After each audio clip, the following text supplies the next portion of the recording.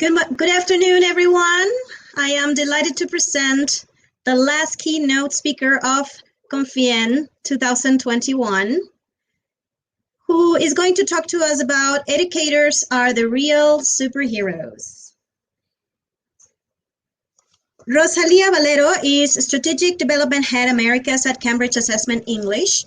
She manages education transformation activity in the Americas, working with ministries of education and educational institutions and organizations. Rosalia's expertise lies in English language teaching and training, professional development, and English language teaching management.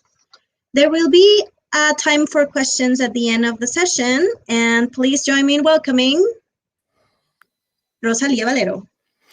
Thank you. Thank you very much, Ceci. How is everyone?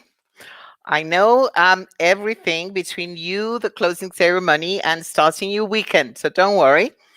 We're supposed to have 100, I was going to say. No, not 100. An hour and 30 minutes for these, so 90 minutes. But let me start first by saying thank you, muchas gracias, Benemérita y Centenaria Escuela Normal de Jalisco. Also a big thank you to my dear colleagues at the GESUM. So you see, Mario, Cesar, and Ruben, I want you to notice that I did remember not to say the GESPE anymore, right? To all of you, my colleagues, and to all of you, my future colleagues, thank you very much for being here. And so you see, let me start now by sharing my screen, right? So let's go here. And we should go here. And if StreamYard is working properly, and it is, right, we will start. So, Jose Manuel, by the way, thank you for the shout out. I was in your session. I've been in as many sessions as possible. This has been an absolutely great Confien. I mean, it really is so inspiring to be here with you and not just listen to you, but to get the feeling. Believe me when I tell you, we can really get the feeling from all of you, how you participate so actively, etc.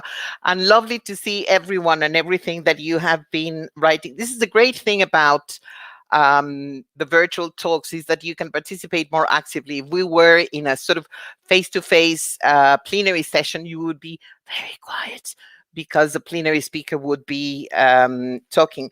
So thank you very much. As I say, it's been a great 2 days being here with you. It really is. It's a lot of fresh air. It's a lot of inspiration. It's a lot of motivation. It's fantastic seeing that you are there, making sure that education goes on. And I just want to ask you, and if you can just very quickly write, what do you think I'm going to be talking about? If you think that I'm going to talk about the new Lucky television program, maybe I may mention it. I don't know, right? So would I be talking about Star Wars? I think there will be a mention at almost coming to the end or in the middle. I cannot remember exactly now. What do you think? I can see all the people, lovely names of all your normales. Okay, resilience. Yes, that's a good guess, right? And I've been to some of the sessions about resilience. Teachers, yes, that's a good guess, Lali. We're at a conference with colleagues, and Jose Manuel said we're all, I will try and talk about Loki Maritza. Just give me a chance. Once a teacher, always a teacher. That's what I'm very fond of saying, right? And here, you and me, all of you, we're all colleagues, right?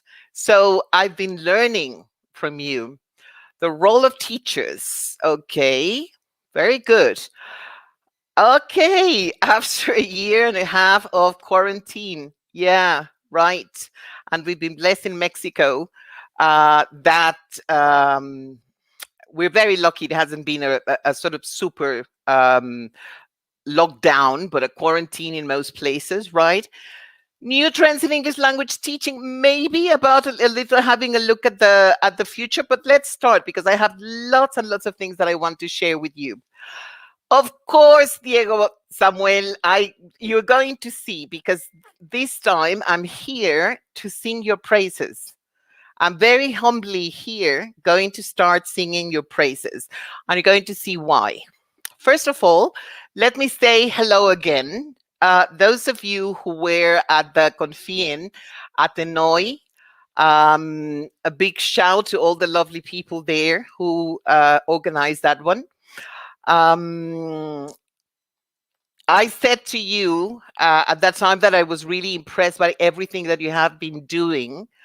And I had the chance to talk to you, some of you, at an event in Mexico City about a year and a bit ago. And at that time, I remember saying, yes, you call yourself formadores.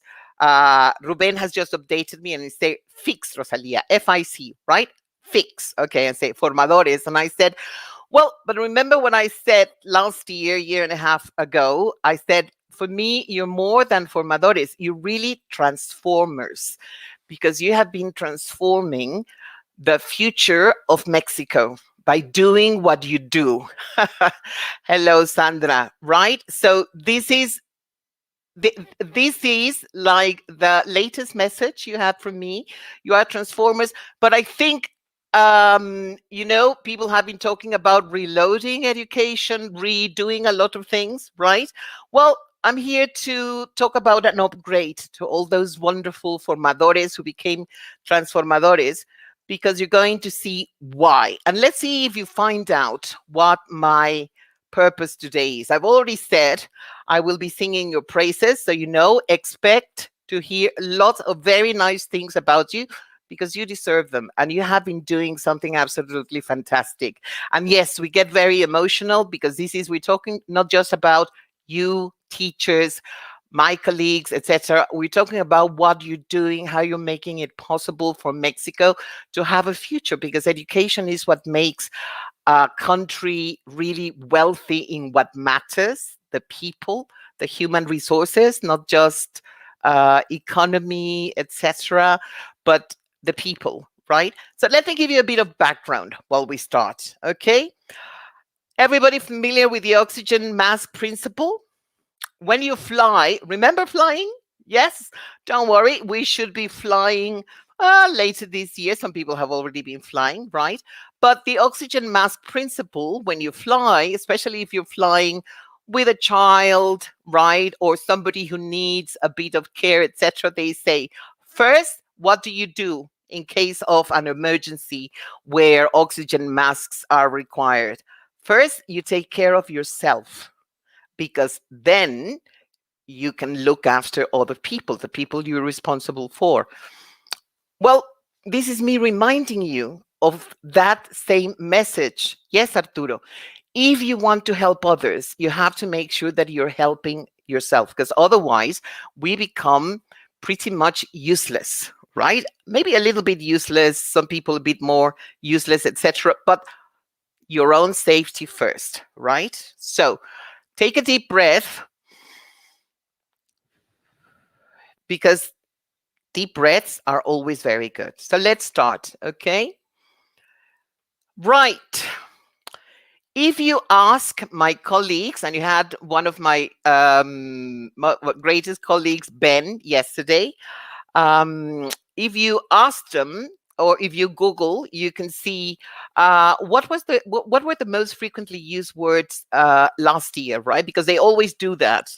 And are you surprised to see these words? The first one, actually, the one that was the one most frequently used by people all over, was quarantine, by the way, right? But you could see things like the other ones here: lockdown, pandemic, COVID-19, everything to do with the current crisis, right?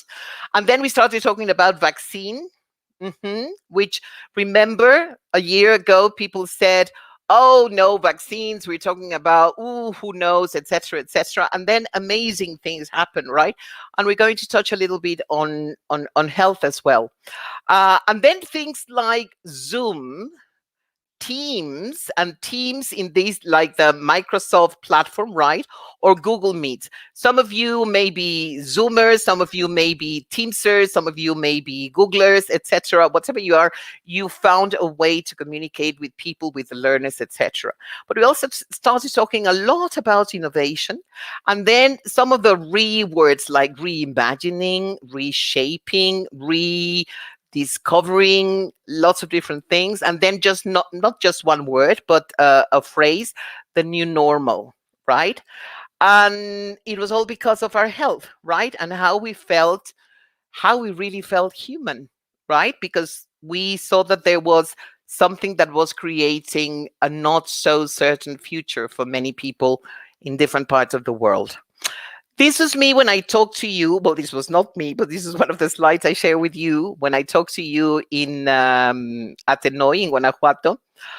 And we talk about the 21st century. And I had a quote from Andreas Schleicher, right, who works at the OECD, right? And he was talking about the future and what the future was going to be like. And it says, please take into account that it's not just about what you know, but okay, you have that knowledge. What are you going to do with it then, right?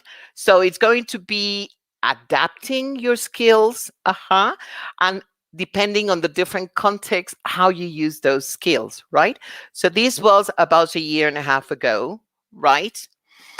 This is, Ceci introduced me and said, I work at the University of Cambridge. My specific unit is Cambridge Assessment English, right? And these are some of the things that we have been working on for some time now. And notice that we use the word innovation, right? Improving learning outcomes, which is always important, right? But innovation underpinned by research, which we think is absolutely essential, right? Personalized feedback. For whatever you do, you want to be there for your learners as much as possible, right? And not just have like general feedback, etc. Industry leading partnerships is very interesting because I have heard some of you, for example, talk about using Kahoots. I hope some of you, or a lot of you rather, have experienced the Cambridge English Kahoots. And if you haven't, you have to go and start using them. They're absolutely great and loads of fun, right? And if you like video games, raise your hand like me. If you like video games, right? It's used specifically like Minecraft. There is something with English now because we collaborated with Microsoft to make that happen for you, right? So remember those words. And I also show you these a year and a bit ago. And this was, about jobs that were at risk. And why were these jobs at risk?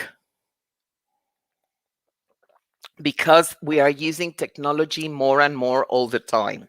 And look at last year. It goes without saying that we keep on using technology more and more. This was 2019, okay? I went to the same site, and you have the reference there, Statista, right? And it talks about things being automated, right? And I got this information, and I liked it because this one was specifically about Americas, right? Mexico is not there, which I was a bit disappointed at first when I saw that Mexico was not there. But I'm pretty sure you can imagine. I mean, if you compare Mexico to the other countries there, right? Do you think the number for Mexico would be very different or similar to the ones you're seeing for these other countries? And it is, this one was in Spanish. I couldn't get it for you in English, right? El impacto de la automatización en el empleo. So these are the people in the workplace, right, who may be replaced by robots. And look at the last country there at the bottom and tell me if you aren't at least a bit shocked that you see the most powerful country in the world and you get almost 50% for the percentage of people in the workforce that are at risk of being replaced by a robot, because of what they do. I was shocked when I saw it, right? Because you think, okay, all those Latin American countries, we are weaker in some ways. We haven't got the technology all the way that countries like the States, Canada, many European countries, etc., have got. But look at those numbers, and it makes you think, right? This is also something I mentioned to you last year about the fact that as educators, we had a responsibility to make sure that education is really making learners robot proof.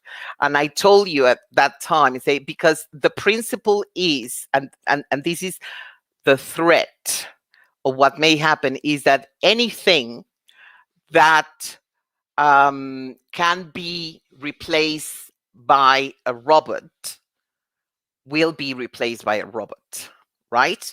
Why? Because robots, you don't have to pay them a salary.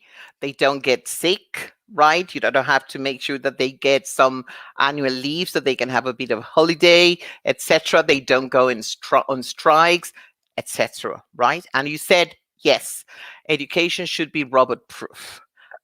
And look at this, and look at the date.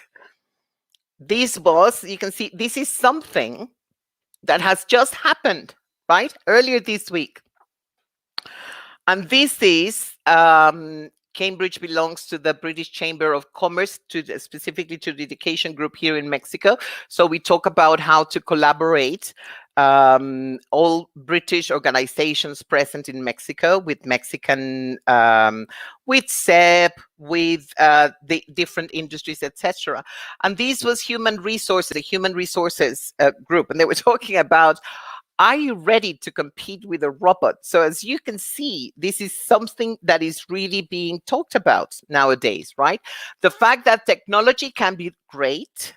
Technology can also be a nightmare.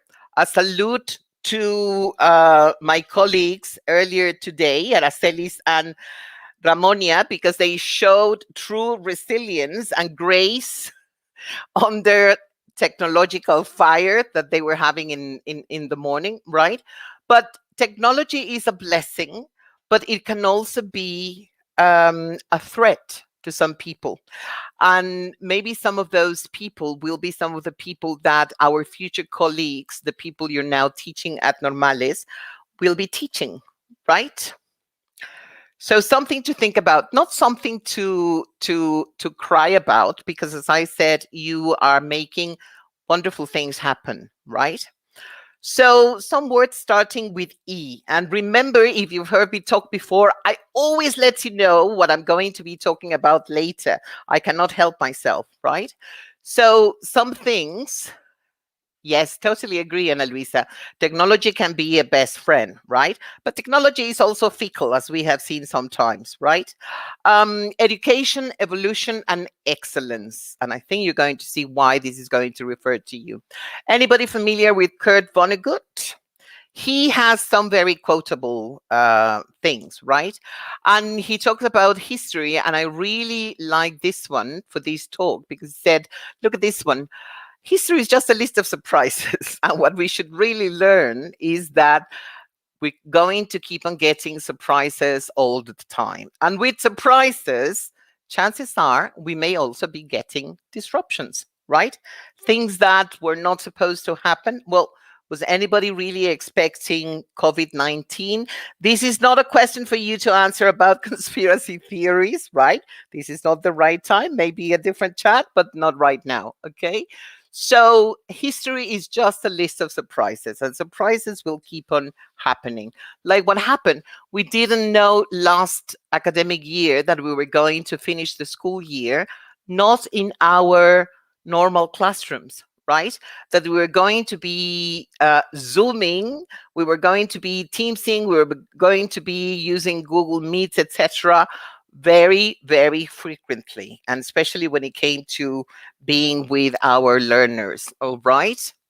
So if we think of a disturbance, like here you can see a weather disturbance, right? And this very nice expression also in English, weathering a disturbance, because it's very common. We come into hurricane season, we start having storms, etc. I would like to draw your attention this time to two words that many people think are the same, but they are different. And these two words are resistance and resilience. And as some of you mentioned before, you thought maybe I will be making reference to resilience. You're absolutely right, right? So resistance, what you are doing when the disturbance is happening, taking place, right? Let's see how much you can resist, how you are weathering that particular disturbance, right? But resilience will be after the disturbance or while you are going through the disturbance, because it will be about how you are recovering. Because most probably, there will be losses, right? And here if we think about COVID-19, we can think about the very sad loss of human life, right?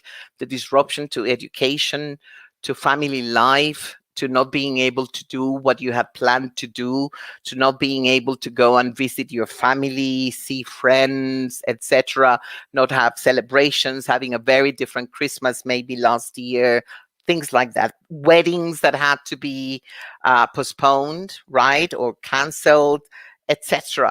Lots of people. I was watching a program the other day where they said that for many, this was talking about people in the United States, right? They were saying that lots of people had found it, especially in the case of married couples, right? They were finding it hard and really challenging to be spending so much time together at home, even despite the fact that they are a couple and they have been together for many, many years, right? So disruption, a disturbance. What is that? When something is not happening the way it should be, so what we're used to doing, we cannot do. And it can be for a little time, it can be for a certain period of time, it can be for a long time. If we think about the quarantine here in Mexico, and we're going to see something relating to schools and in general how long schools have been closed for, etc., right? The disruption can last for a long time. And I've heard some of you, I was in Samuel's session yesterday, which is very interesting, talking about unexpected things that had been happening, and how people had reacted. And you were sharing your thoughts, and you were being very, very honest about how you had felt, etc., right? So some people were more disrupted than others. For some people, for some families, the disturbance was really hit them very, very hard. And you went on, right? Look at the date here, because this was a year and a bit ago, right? And we were looking then at the numbers of learners that had been affected. And that very, very huge number, right, reflected 90% of the total enrolled learners in the world, right? We were talking about 182 countrywide closures of schools. And I'm not going to talk about politics. You see you see the states, for example, that didn't have the closure at the time.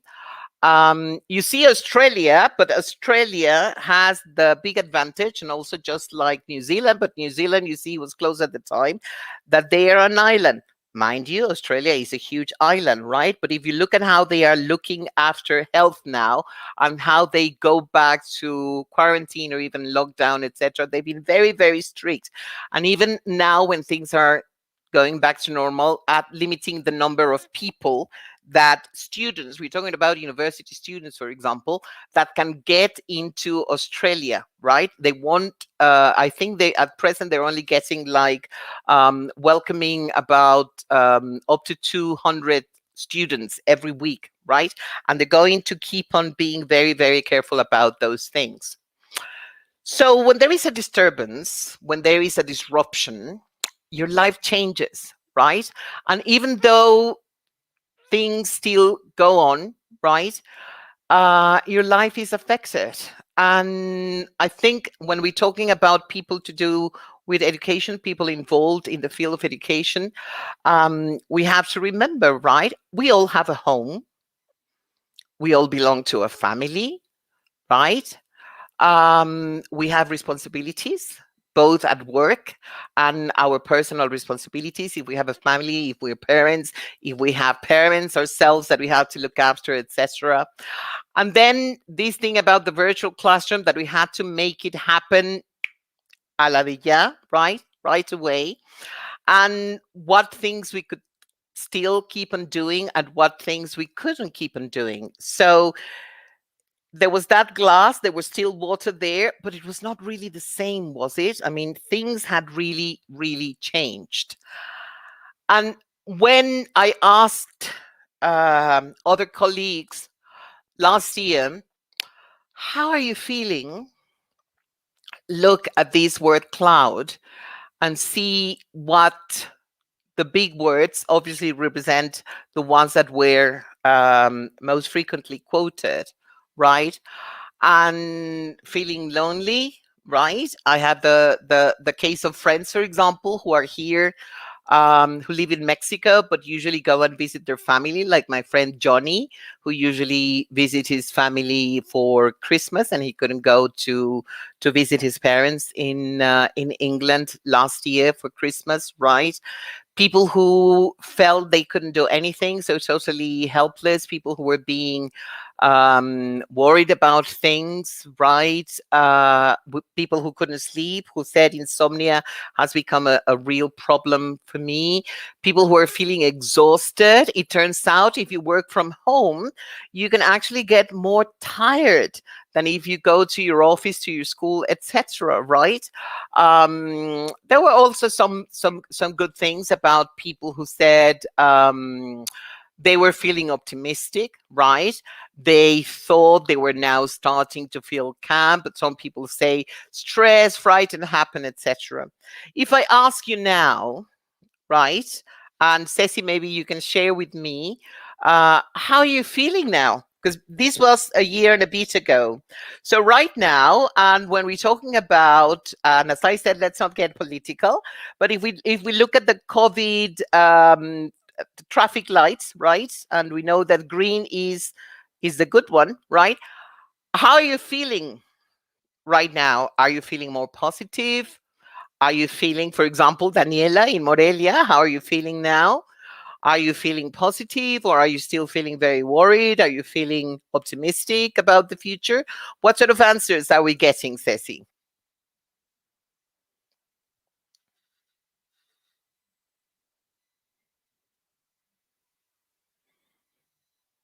Good. Optimistic and relaxed. That's very good to hear, right?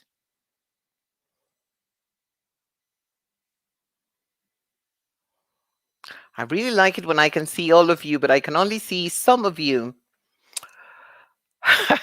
I can understand, still tired, yes.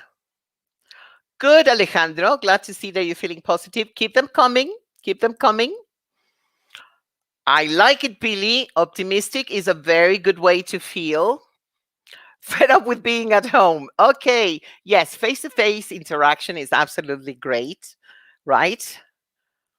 Yes, Katya, uncertain. I can understand that, right? It's not very clear. Um, Mitzi, it's very good to hear from you about feeling great and motivated. I think having been here has to do a lot with this. Itlali, I can understand if you say worried and tired. Tired, yeah, if you say, because it's also Friday, right? Positive, very good, Martin. That's very good to hear. Now some of your names have become familiar because I can see how dynamic you are when you are. Okay. It's people who need a holiday. Yes, he said. I understand that. Tired is a very common way of for people to feel now. Anxious, we don't know what's going to happen exactly. People keep on asking me, when are you going to go back to the office? Too much sitting? Yes. Even though we are at home, we should try and walk and move. Stressed and worried, I can understand. There are no right or wrong answers here, right? Adapting and relaxing is a good thing. Feeling a bit safer, good. Especially all of you. Have you all got your vaccines, your jabs, right? Sometimes feeling a bit stressed, lots of other positive feelings. I hope that you have got or are about to get your vaccines, your COVID jabs. Sad. Yeah, I mean, all of those different things, but let's try, and I don't want you to go like that to the weekend, okay?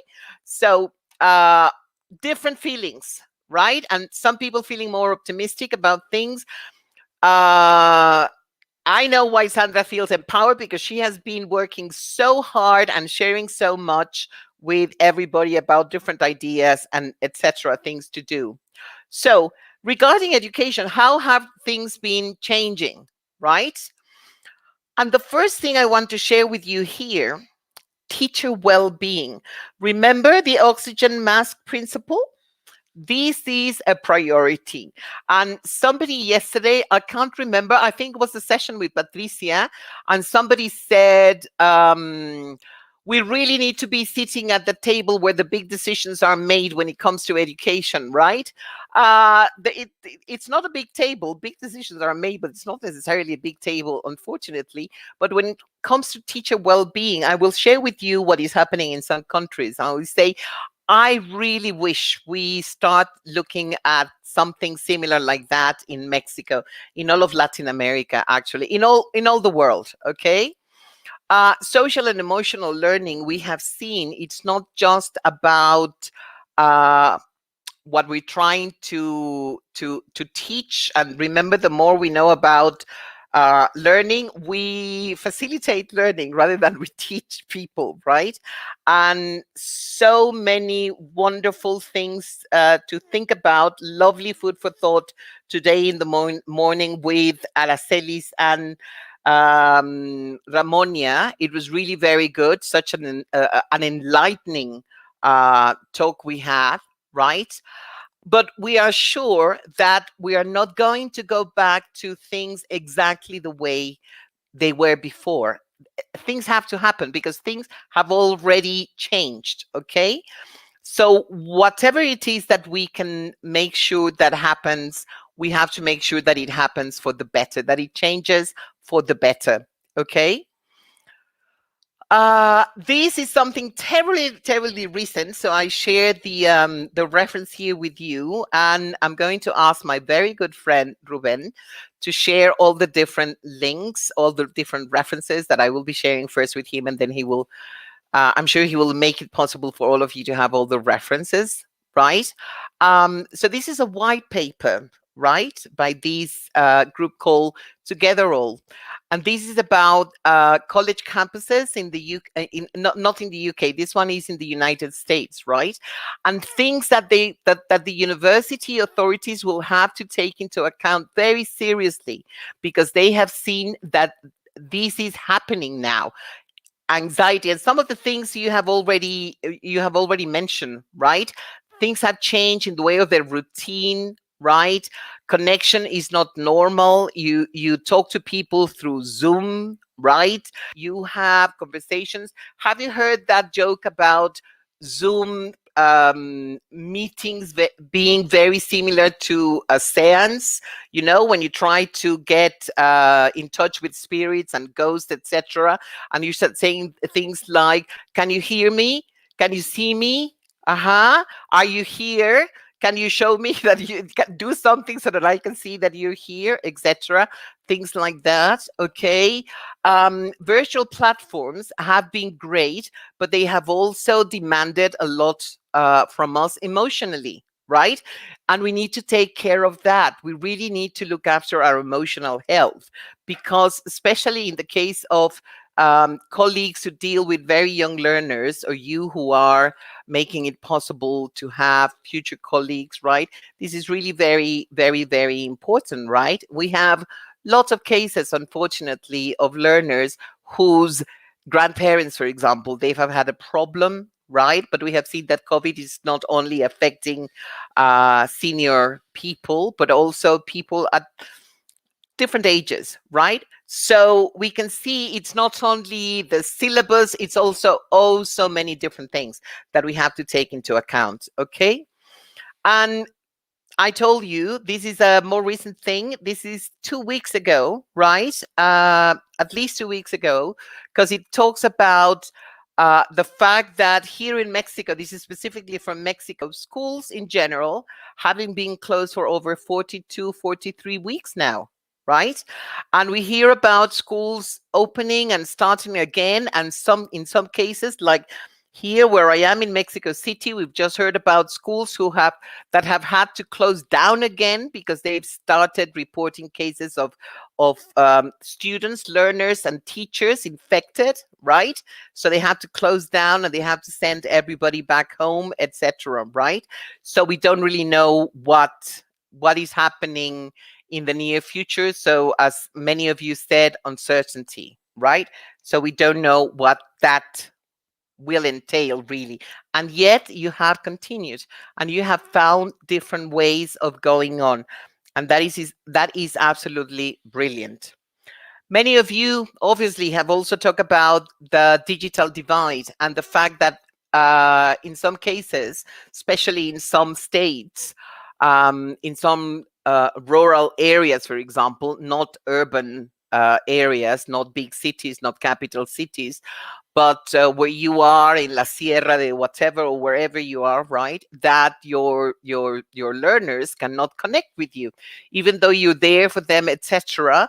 This is a real problem for them. And look at this. This is brand new from INEGI, right? And this was the big census that was carried out last year. So they published the results a couple of months ago, right? And look at technology, right? And computers, and we're talking about landlines. I think the fact that if you look at the number of people who use mobiles or cellular phones, right, keeps on growing year after years, right? Yes, Eduardo, the buildings have been closed. School has stayed open in Mexico at all levels, in some cases, not in all cases, unfortunately.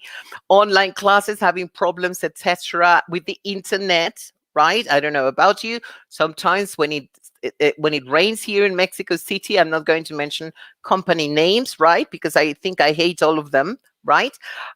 We lose internet, okay? And that's why it's a great idea to collaborate. I remember back in December, I told you about my friend Johnny.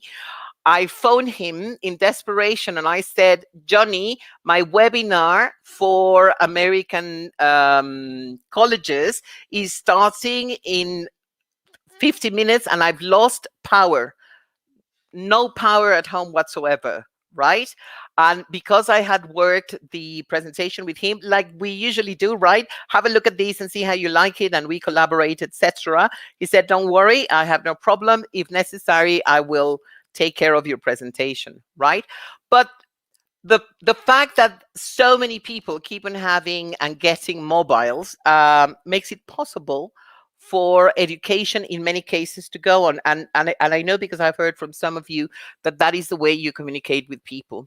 And I told you, after a disturbance, when we have to talk about resilience and how you're going to what's the word I'm looking for? How you're going to react, right? You have to talk about well-being. And I'm very lucky that I work for for a university, right? This is the Medical Research Council. This is part of the University of Cambridge, right? So the Cognition and Brain Sciences unit, right? And I want you to look specifically at how long ago this started, because you can see, that's why I'm telling you, I'm very sad that this hasn't really been happening in Mexico, but I want to feel optimistic.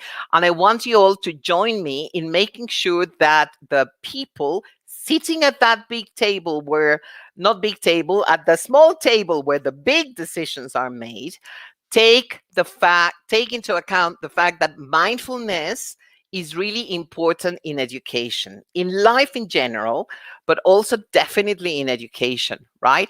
So this started this is a 7-year long study, a research study, right?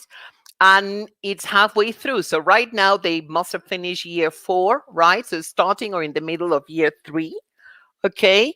And this is about promoting mental health, right? And mindfulness has a big, big part in this. And I would like to talk to you a little bit about this very big thing that is mindfulness. And I'm sure mindfulness is not a new word for you. Remember when I told you take a deep breath? Me, every day, I have my mindfulness session, right? And it's great. It's 10 minutes where I'm here, I'm in the here and in the now, right? And I breathe and I can be free about my feelings and everything. And that can and should happen in the classroom too, right? So this is also the NHS is like the equivalent of Seguro Social or ISTE here in Mexico, right? Um, so it's about national health, right?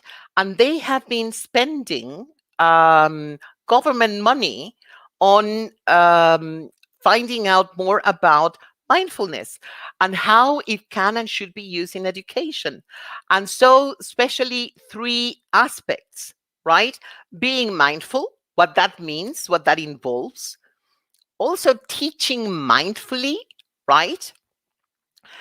And teaching mindfulness. So making sure that mindfulness is included in the classroom when we have those learners with us. And this can be done in presence or when you're doing, when you're in the virtual classroom, okay? So this is great news. And in your life in general, right? But especially in education, a huge thing. And I'm going to be inviting you very seriously to talk about that. That was in the UK, in the United Kingdom, right? This is about New Zealand. And I put those lovely sheep there because New Zealand, among other things, the Maoris, etc., right? There's lots and lots of sheep there, right? And lots of green areas. And we cannot go there, even if we wanted to go and visit Hobbit Town, which I think would be a great way to have a holiday. We cannot do right now, I believe, right? So for 2019, they reported that this is the national budget for the country was going to have 2 things. These are the 6 priorities, right? And look at the first 2, at the top 2, taking mental health seriously and improving child well-being. And what is the word that you're going to see there if you read that report? And you have the reference there if you'd like to explore a little bit more. Mindfulness. Because this is something that in most cases only implies, okay, take a deep breath, and nobody will charge you for taking deep breaths. Forget about all those films we have seen about the future where they actually charge you for oxygen, right? For air, because we're living in Mars. That's not happening right now. Wouldn't you like to see something like that when we see the plan for how the government money, our money that is spent by the government includes something like this? And please, when we talk about mental health, we're not talking about, remember, this is a very serious thing because we can all have problems. My mom passed away before Christmas last year, right? So that was a very difficult time. When you lose a parent, it's a terrible thing, right? So we're not our usual selves when that happens, right? So we can have things that's a big disturbance, right? In your how you feel, how you see the world, how you see the future happening, etc., right? So 2 very important things. And I'm not going to tell you who I voted for recently, right? But this is something that I think Mexico should really start taking really, really seriously. So I think, Eduardo, it was you talking about important decisions and how educators should be involved. Look at this one, explore this one, and make sure if you get to that very small table where the big decisions are made, make sure there is a talk about mindfulness for that. Okay? So let's see if we can find that opportunity, because opportunity is also something. I hope you have started thinking about the different words that I've used with especially with the letter that they begin with. Okay. And I didn't know that Sputnik actually looked like that, I have to confess, right? And this we're going to be talking about health, because Sputnik, that's how I pronounce it. Sputnik is also a very common word now because of the vaccine, right? And because of all the jokes about everything, right? All those jokes I can only share in private, okay? I cannot share them here. But you have my email. You can send me jokes. I'll send you jokes back. Sputnik, right? Well, Sputnik, Regina Dugan is the person, right? And you might have heard about DARPA, which is the Defense Advanced Research Projects Agency. They do different things. It sounds like something that is where there are bad people planning bad things, right? And overruling countries, etc. No, it's like interesting research projects that they have there. So Sputnik sets off the space age, and COVID can spark the health age. And I told you I was going to mention health because it's been said that we educators are like scavengers. You know, when we talk about animals, scavengers go and take things, right? They find things and they get them, okay? Because we take things from other subjects, we take things from other fields, and we adopt them and adapt them for education, right? And the same way, when scientists started working on a possible vaccine or a cure, both for COVID, right? They have been finding many interesting things that will also help in fields like, for example, in the area of finding the cure for cancer or different kinds of cancer, right? AIDS, things like that. Because, you know, sometimes you look for something and you find something else. That's amazing. Like when you go in your cupboard, right? And you haven't checked what you have in your cupboard for a long time, and you find things you had forgotten that you got, and they were absolutely interesting and fascinating, but you got them, right? So this is what is happening. And I want you to see how maybe it was me, but I saw similarities between what has been happening with the field of health research and what has been happening in education and in life in general, right? So health research, you see those things, and what does that remind you of, right? So telemedicine, what is the first thing that comes to your mind? Telemedicine, anyone? So we're not physically together and it's still happening. What are we doing that nowadays doesn't require being physically together? Virtual classrooms, anyone? Right? Robotic emergency, right? So you cannot find a human doctor, but there is, yes, the internet, of course, yes. You can have nanomedicine is also a very fascinating thing. And I said, I'm not going to talk about nanomedicine specifically because it would take me forever. Yes. Lluvia, if you were in Irapuato a year and a bit ago, I think I mentioned your hair. I love the way your hair looks, by the way. Continuous monitoring, right? How things will. Okay, surgeries from a distance.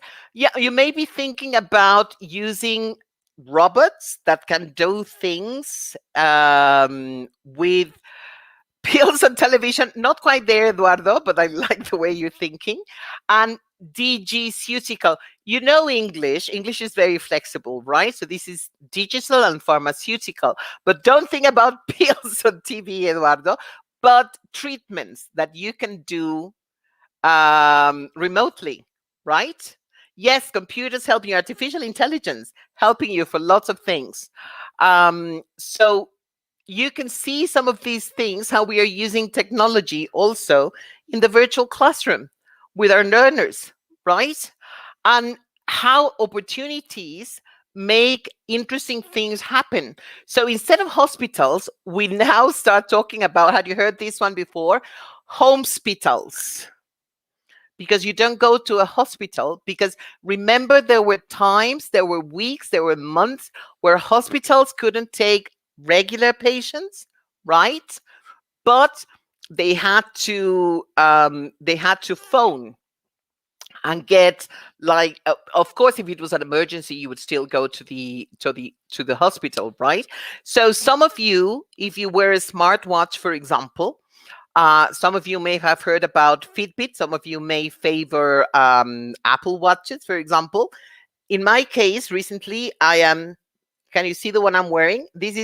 I call it the cheapo, because this is a very cheap yet smartphone that tells me how many steps I have taken every day. It reminds me it reminds me that I haven't been moving when I have been having lots of meetings or talking a lot and sitting down, etc. Well, we're going to go from smartwatches, while still having smartwatches, to more things that are wearables, because you can wear them in all sorts of places. So you can have wearable cameras, for example. In many cases, they will be with your glasses, right? So you will be able to see things, right? And Isaac Asimov was a genius. Yes, of course, we're going to get there. And even wearables for our pets. So if one of our pets or a pet gets lost, perish the thought, we should be able to find him. Now, some people may say, this is exactly why people are complaining that Bill Gates put a chip in the Moderna vaccine in the States. I'm not going there, right? But just telling you that when there is a crisis, there is a lot of opportunity, and intelligent people, smart people, can go and make the most of it. Okay, so technology, very interesting things happening, and we will continue to see them happening. They were looking for something, as I said, and they didn't find it. Look at this statistic, and we're not talking from within a year. We're talking even, what is that, like 3 weeks? Less than 3 weeks, okay? A bit less than 3 weeks. The increase in video visits when it came to virtual visits. So you didn't go to the hospital because, let's face it, many people were afraid that they would be getting COVID because they would be going to a hospital or to what we call a clínica here, a clínica del IMSS, a clínica del Seguro Social, right? Yes, Hugo, totally agree. Crisis certainly is a time when innovation and evolution happens very, very rapidly in many cases, right? So this is what we started doing, and this is what started happening, where all the schools and all the universities, not just in Mexico, but in all of Latin America, in all the world, even in all of Europe, in all the states, ready to go to the virtual classroom, to really do remote education 100%? The answer is no, right? And but we have been getting better and better, okay? And that is great. And did you know that, for example, now doctors and scientists are exploring how, if you wear a smartwatch, your smartwatch will not only tell you about your heartbeats, your breathing rate, your pulse, etc., but it will tell you, because of the different things that it is sensing within you, whether you may be going or showing signs, rather, of COVID-19, right? And then we also have the lovely doggies who are being trained to detect COVID, which is absolutely fantastic, because dogs are absolutely fantastic. Me, a dog person, I respect you all cat people, but I am a dog person. I have to say I'm allergic to many cats. Okay, so wonderful things will keep on happening with technology. It was great to hear Jose Manuel talking about the different possibilities for resources that we have from the American embassy, from the American government. Ben, when he talked, he also mentioned some of the things. He talked, for example, about write and improve, and I hope I will be able to show you a little bit of something else. If you like write and improve, I think you're going to love speak and improve, right? Also something that you can use at home and your learners can use at home, right? What is the paradox of choice? Some of you have heard me mention my son, Cricket, not his real name.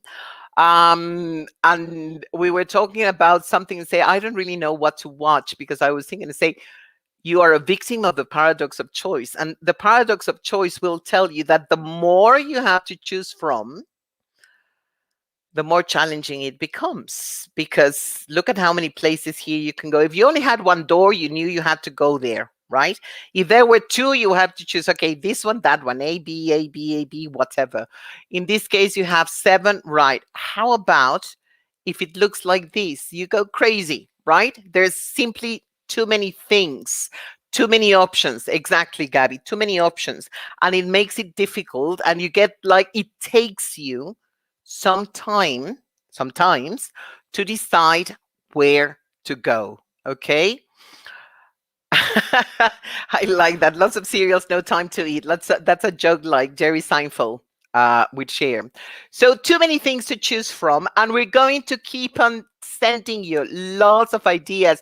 Exactly, Arturo. Netflix is a clear example, right?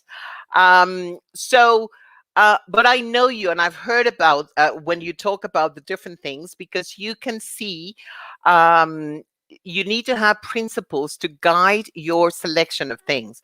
You're going to keep on hearing about lots of different things. If we have time, I would like to show you something called the New English Classroom, although StreamYard wasn't being very friendly with me when I tried to see with Ceci just before the session whether I could show you my screen, what I was exploring, right? But we'll see, okay?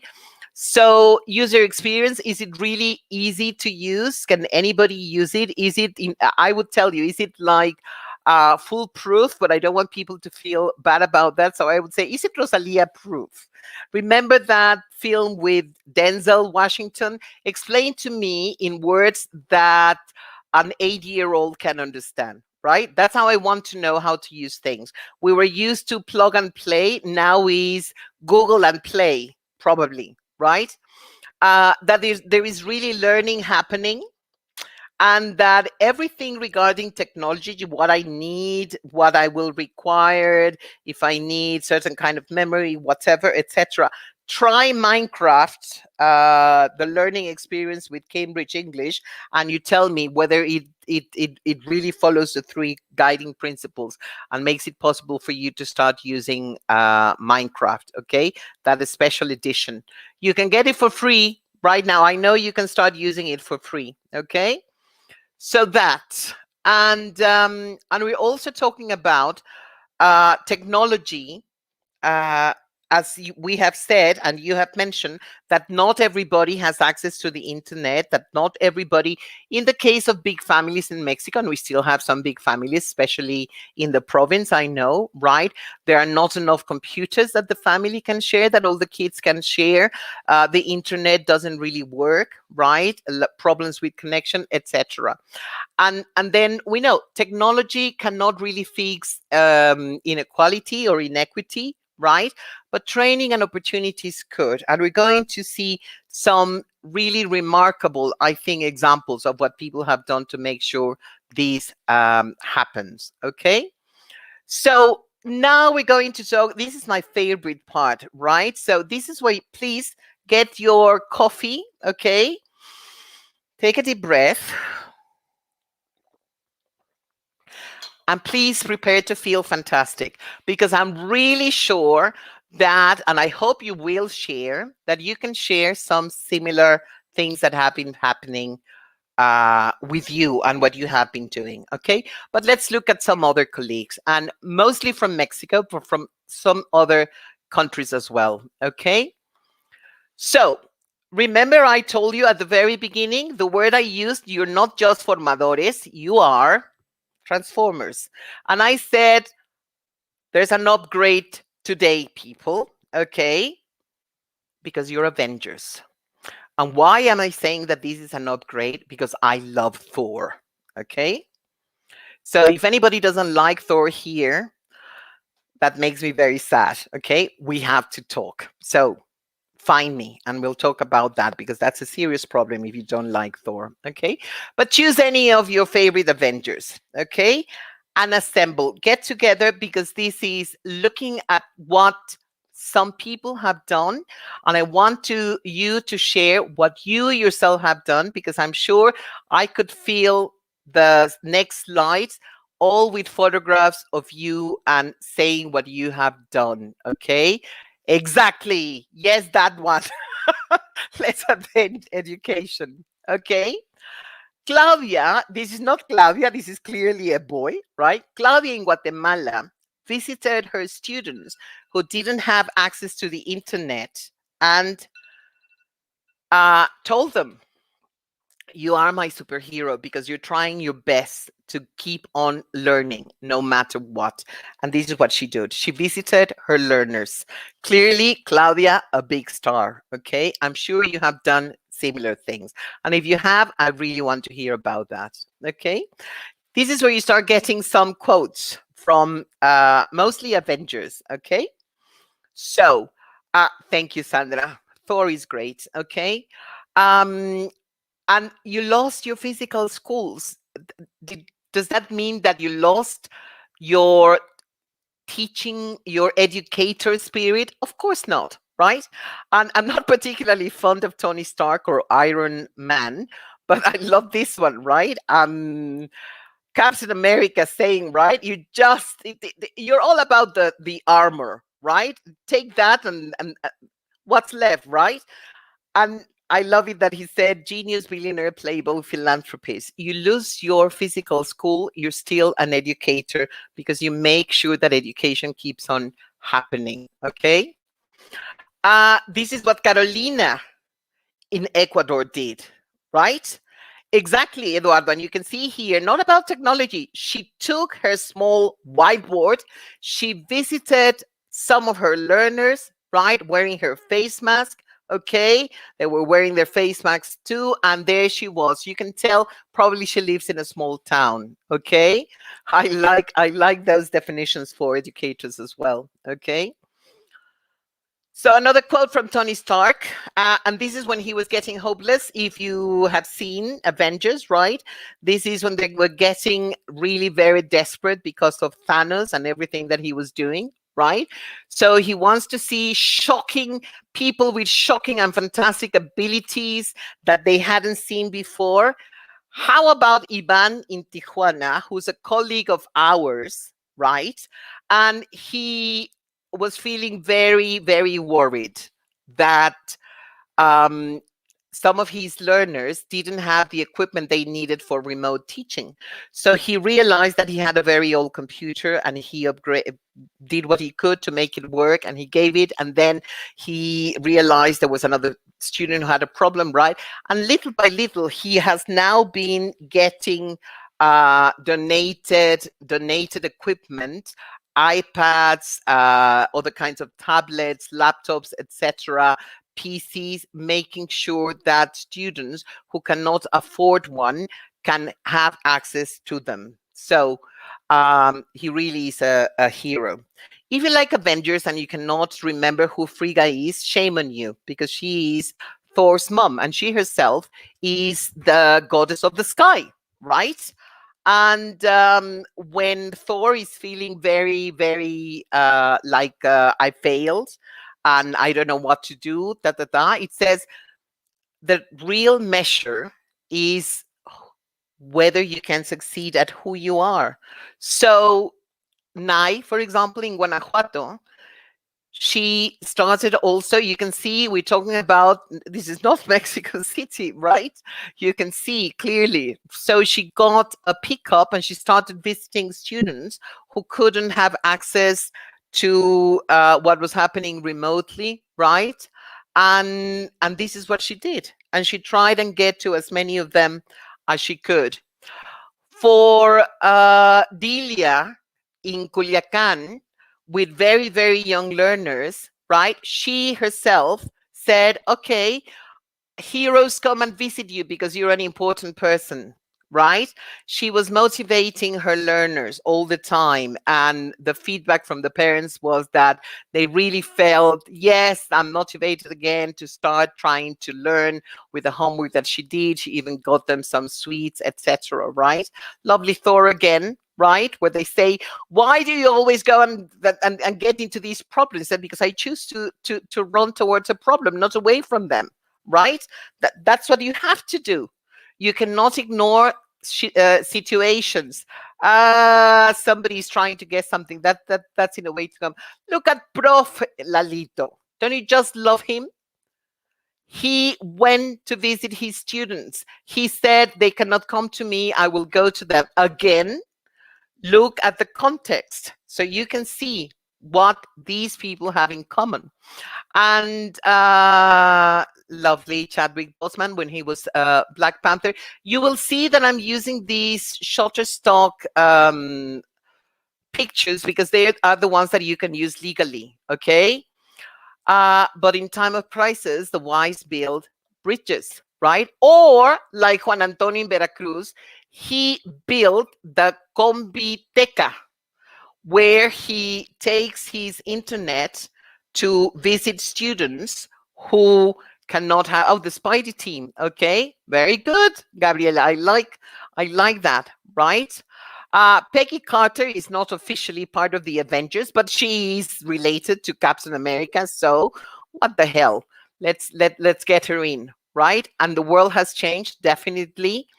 And all we can do is our best. So how about Luisa Maria in Parral, who for the end of the year, and obviously we're talking about a place who had no problems. There was a green light because these were the parents very happy getting her to visit. She visited. Look at the clothes she's wearing, right? She visited all these learners on the same day to give them a certificate, right? And she had the graduation robe, right? And things for them to do to make them feel good. Remember when Thor lost his hammer? So he said, I cannot do anything. I've lost my hammer, right? So his father said, who are you? Are you the god of hammers? Aren't you supposed to be the god of thunder, right? So Mr. PJ in Puerto Rico decided that he was also going to get closer to his students, visiting them. You cannot see, but he tried to resemble a pizza delivery person. And if you look at the little girl, she's actually holding a small pizza that he took, right? Spending his own money to motivate his students to keep on learning at home, okay? Nick Fury, right? You hope for the best and make do with what you got, because maybe you haven't got an army of Avengers, right? But you have lots of people who want to do little different things. And here in Mexico City, we had this tortilleria called La Abuela, right? That said, people without internet, students without internet, come and you can use ours, right? Just be sure you wear your face mask. Your parents have to be near you, etc., and that's how they help education continue. The same here in Veracruz with La Escuelita, right? So the business was not open for business, the shop, whatever it was that they were doing, so they created La Escuelita in Veracruz. And then some of you maybe like the Black Widow, right? Natasha. So when she said, I get emails from raccoons, nothing is crazy anymore. Anything can happen, right? Tlachiquero is actually a pulqueria, right? And this is in Ciudad de Mexico. But look at the people. If you look at it, you can tell that it's a cantina, right? But look at the people who are sitting at the tables. Can you see them? Because those are kids and their parents, right? And again, it's about the internet and making sure you can follow things, you can find what your homework is, and you can do it, etc. Okay?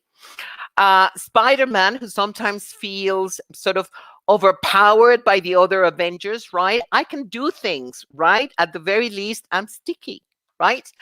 This was a mother and her daughter, and he said, well, what we can do is they opened their garage, right?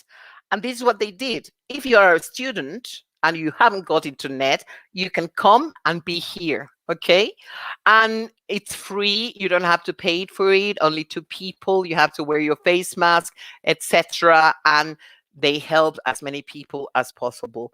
Doctor Strange, I had to have him, right? When he starts learning more about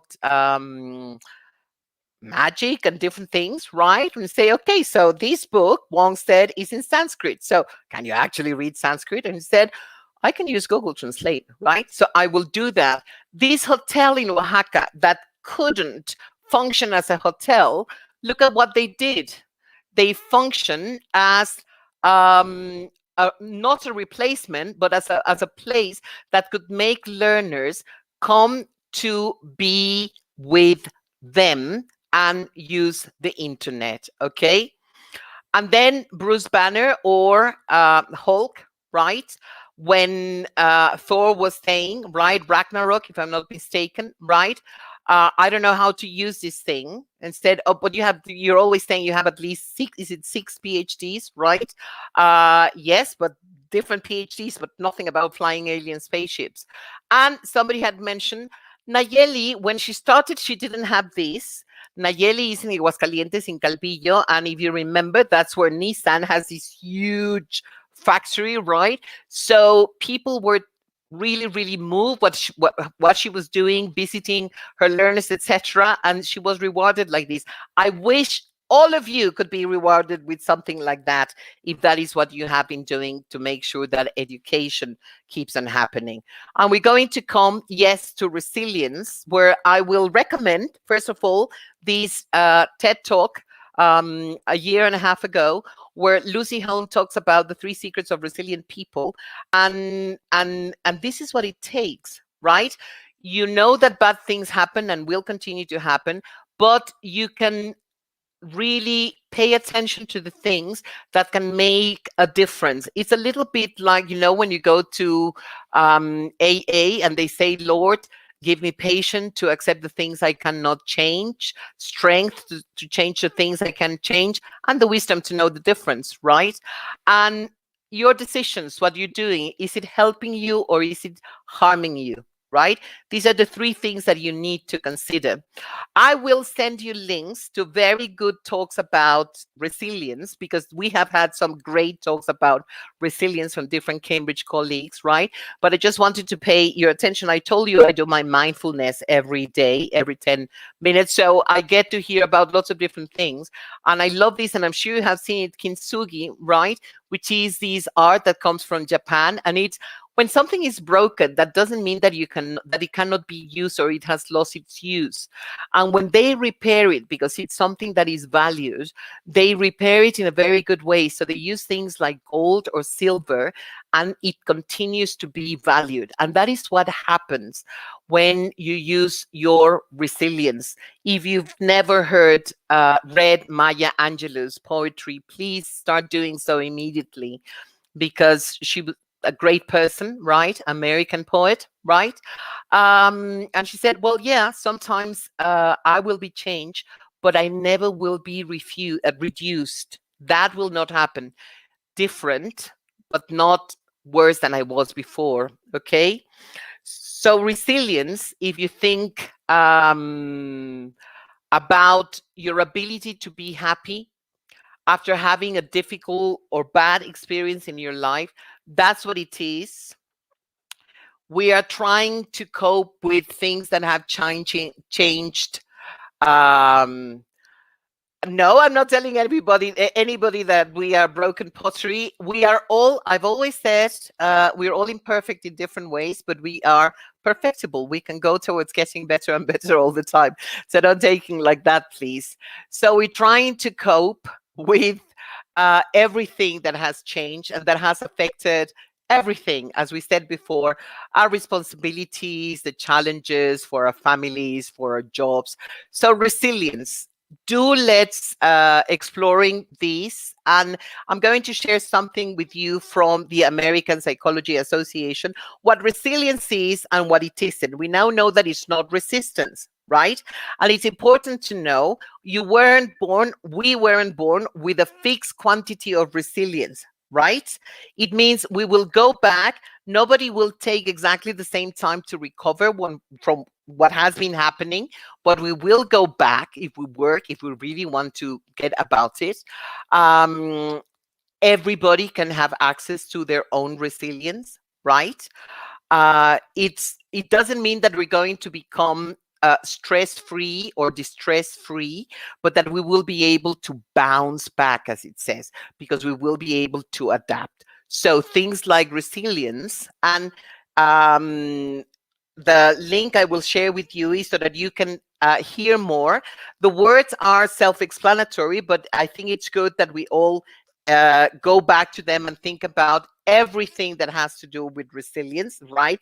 Connection to people, how you cope with things, that you can feel it's self-confidence, that you can believe that you can do it, what it does to your character, learning about the things that you can control, the things that you can't, like we were saying before, right? And let's focus on well-being. What we can do, remember, I said to you about things that are happening in the UK, in New Zealand, in Australia. So mental well-being, right? Connecting with other people, being physically active, although we have to be sitting down a lot, right? Learning a new skill. I, for example, decided to take up singing. Don't worry, I'm not going to start singing now. Be kind, using even little things like using thank you, right? And mindfulness. I cannot stress mindfulness enough. So connecting with other people. I like it that when I wake up in the morning and when I'm getting ready, I usually start at 7. I open the window and I usually see Doña Jose, who's one of my neighbors, and I say to her, "Good morning, Doña Jose," and she shouts back, "Good morning," right? And I'm not connecting with her through Teams or Zoom, etc., right? So no TV all the time just because we have the time. It's not just only social media, and now it should be easier with more people getting vaccinated, etc., to do more things. Physically active in whatever way we can. So I try and do a lot of walking at home. Now that I have people in education, we've got our vaccines, right? It will be possible to start going outside more frequently. So that's what we should be doing. So physically active, right? As I told you, learning your new skills. So what are you going to do? Jose Manuel mentioned several MOOCs, right? You can also explore some of the Cambridge MOOCs that we have. Challenge yourself with different things that you want to do. As I told you, in my case, it was singing, right? I haven't become a singer, but I can sing and I feel very happy about it. And being kind, a small thank you rather can make a big difference. So we all have to remember that.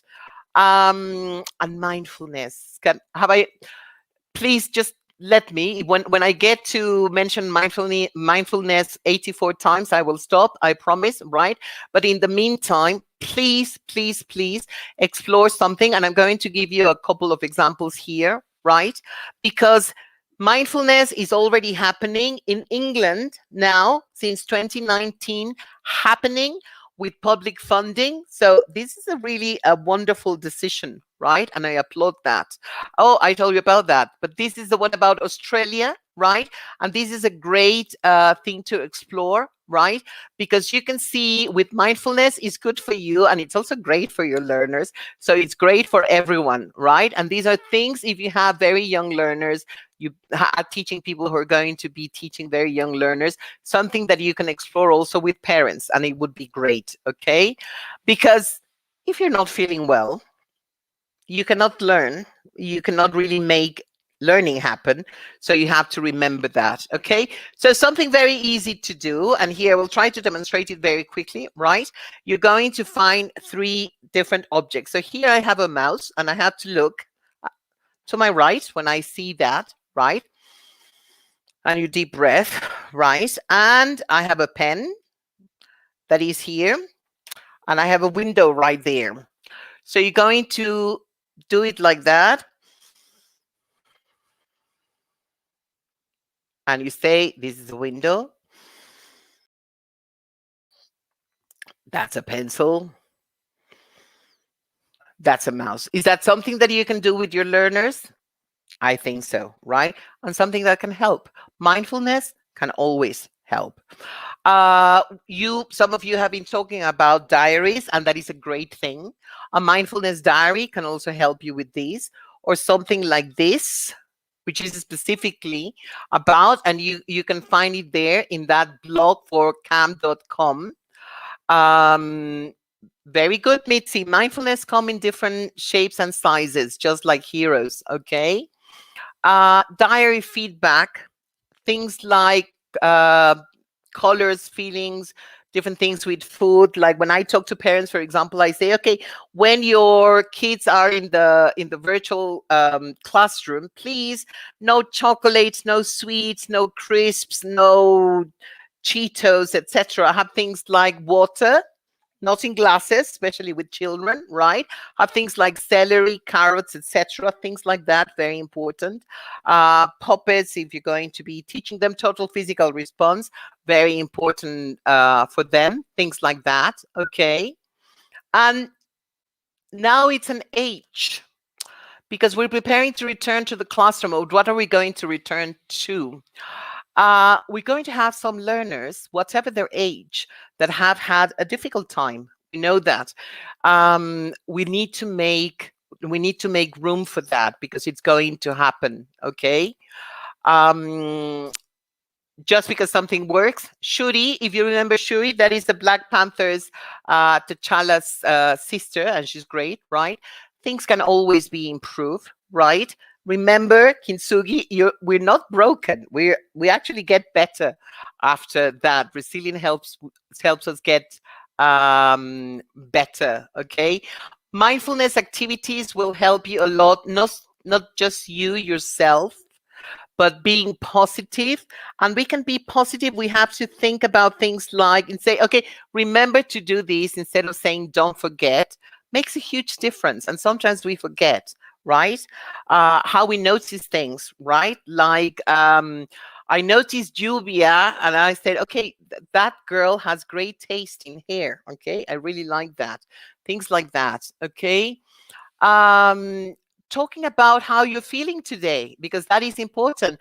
When we return to the normal classroom, the new normal classroom, the hybrid classrooms, etc., it's good to say, let's be more human, right? And worry and care more than worry, right? So things like stretching and wiggling, try and have that with learners all ages, right? That can always help. And I see that we're coming to the end here. Self-motivation is also very important, right? So make sure you cheer yourself. That can also help, right? Yay, me. Okay. I like what I have been sharing with you. Okay. When I said to Rubén and Cesar, 90 minutes, are you sure? I'm not sure I can talk for 90 minutes, but they know me. So I said, of course you can do that. And as Captain America, I said, not a big fan of Captain America, but whenever a bad guy is fighting him and he's not necessarily winning, what does he say? I can do this all day because I love being here with you. So this is what I say. You are the heroes, right? All these things that we have talked about, the evolution, some examples of stars, what is happening with education, hybrid, but not just the hybrid classroom, all the hope that there has been. You have been instrumental here, my lovely, lovely formadores, my lovely, lovely Avengers. You really are stars. I'm so proud to be here. I promised myself I wouldn't cry while I'm still talking, right? I said to my son, Cricket, I'll cry afterwards, right? We don't know what the future will bring. It won't. Everything we do, we cannot think that will happen the way we want it to happen. We won't succeed at everything, but you can count on. I know we can count on you coming back and fighting in a different way.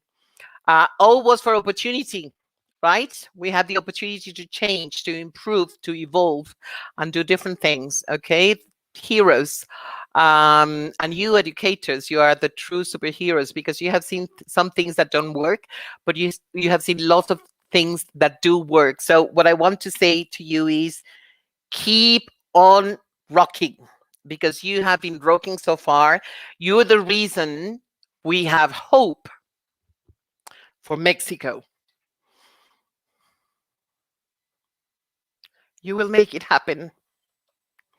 Thank you.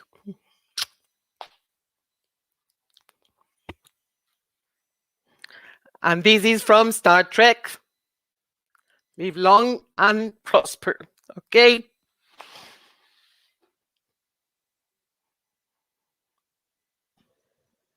Thank you very much, Rosalía, for your inspiring talk and for sharing your wisdom with us, and how important it is to remember what David Bowie said on his song, "We can be heroes just for one day." Okay, so we can have a few minutes for questions, if there are any questions.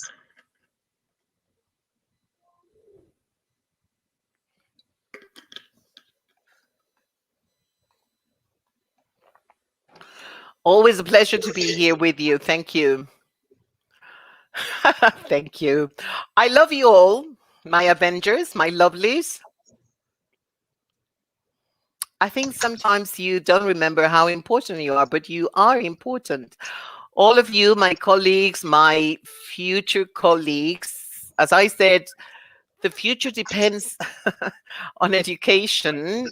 We're counting on you, and we couldn't have better people, because you are truly, when you think about yourself, please think of you as heroes. Lots of food for thought. And please remember, when I say, one of the things, when I saw Ben Knight in Mexico, he was here a year and a half ago, and I said, we really need to have a meeting to talk about normales, and we're going to keep on supporting all our lovely formadores, who then became transformers and now are my lovely Avengers, my lovely heroes. Okay, so as I've said to you before, we have been flooding. Oh no! If you're crying, let's say it's happy tears. Okay, it's. I love you. We have lots of resources. I will be pestering Ruben and Cesar, don't worry, to make sure I share all these wonderful resources with you. Look, my background is sparkling. These are all the sparkles that my lovely colleagues left here from all their previous talks. All of you, it's been great to be in your talks. I hope we can have access to the ones. Remember, when we talk about the paradox of choice, there were so many talks I wanted to go and see you and hear you, and I hope to be with you and your learners in as many different normales as possible. Yes. Happy tears, Carmen Lucia. Yes, definitely. Okay.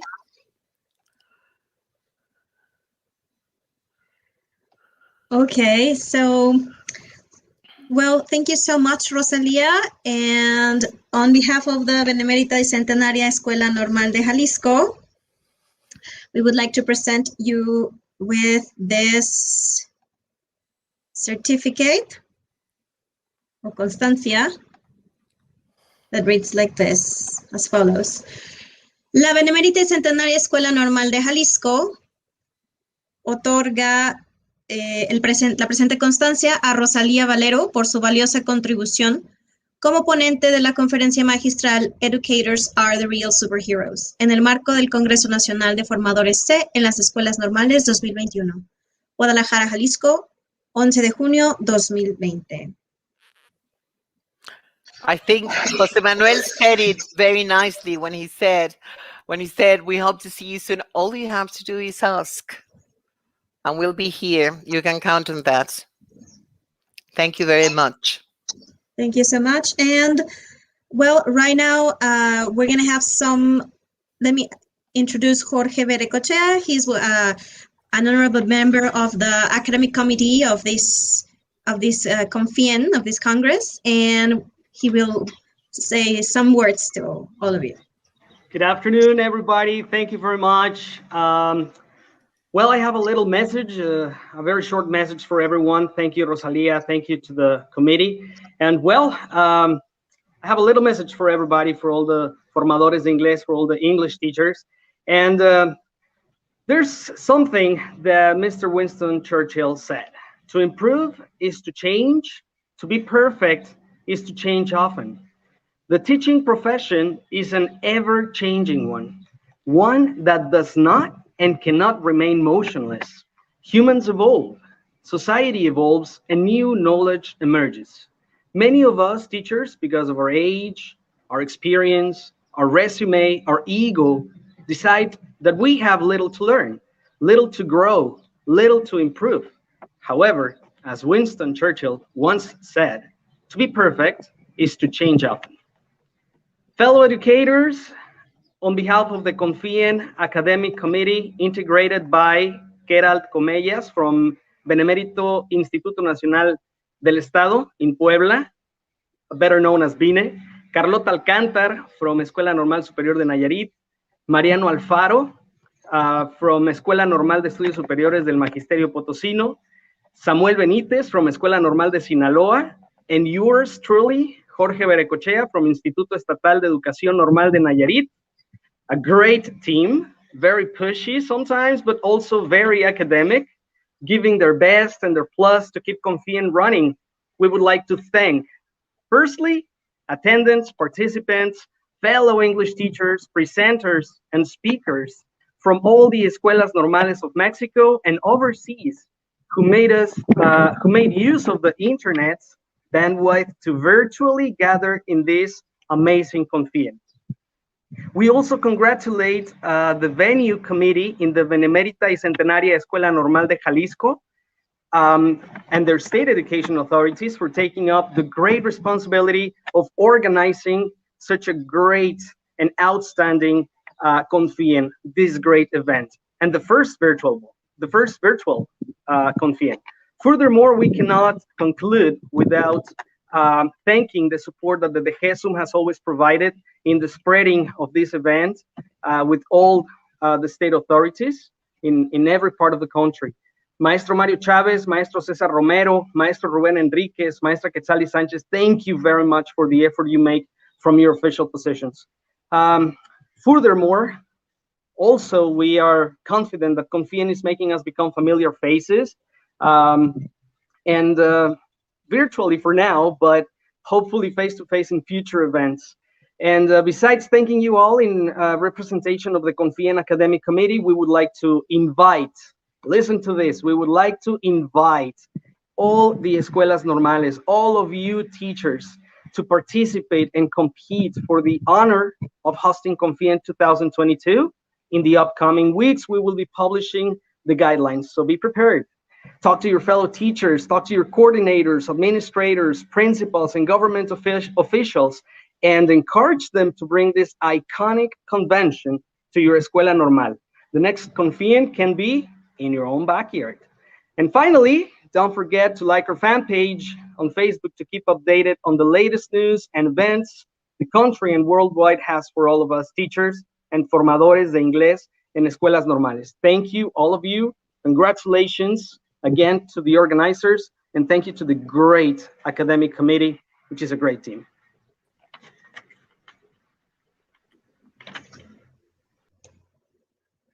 Thank you, Jorge.